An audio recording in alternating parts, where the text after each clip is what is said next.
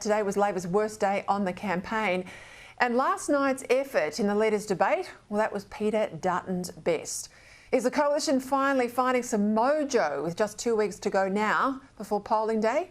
It certainly feels like that, doesn't it? Now, will it be enough, though, to see off Labor? We'll see. What's clear is that with the unusually high soft vote, this race is still anyone's, despite the Prime Minister thinking he's already won, with reports today that he's already started talks with the independents, women like Rebecca Sharkey, to potentially take the Speaker's chair. I mean, talk about hubris.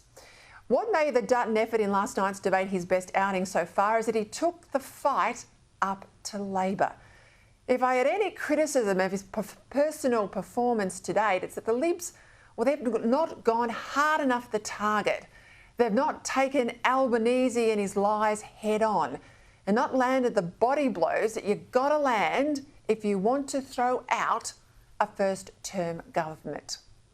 Now, key in this was his line last night posing the question, are you better off now than you were 3 years ago?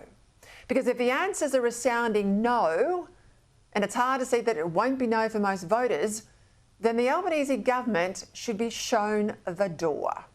As we go to the 3rd of May, people need to reflect on what's happened in our country, in your lives over the course of the last 3 years.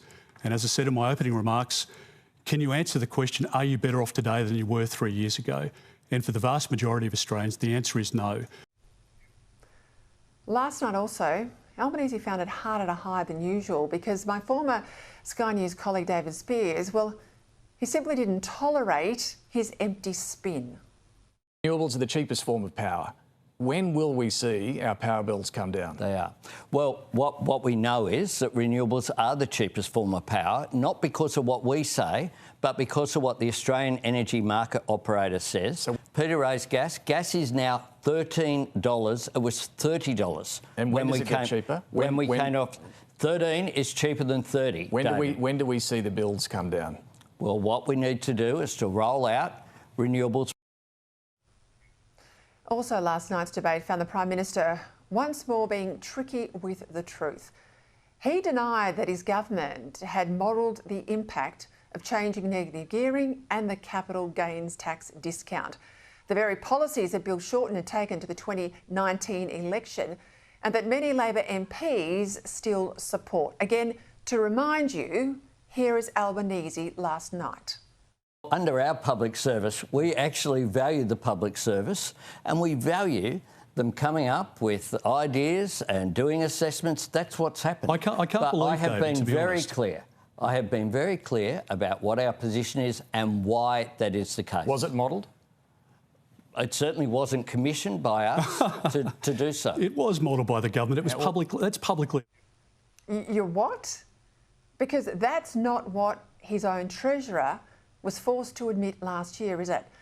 As the Age newspaper reported on the 25th of September, the Albanese government, and I quote, has asked Treasury for expert advice on possible changes to negative gearing and the capital gains tax concessions.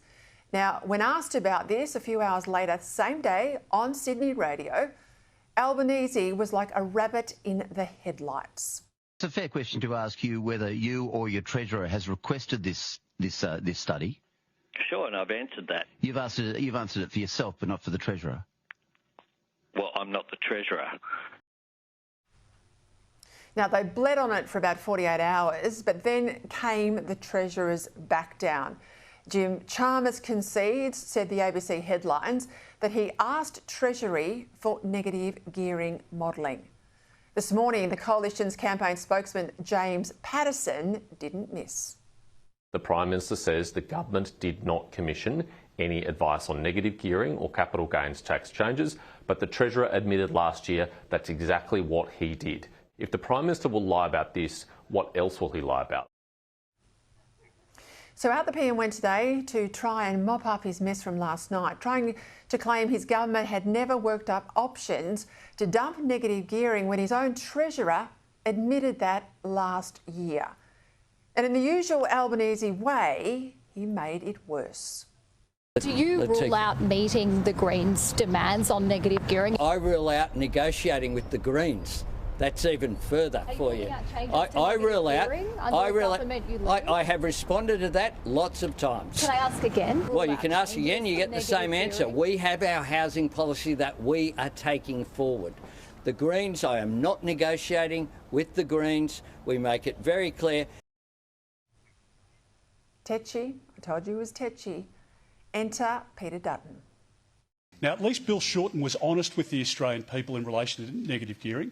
The Labor Party has always harboured a desire to abolish negative gearing, and their partners in crime, the Greens, are open about it as well.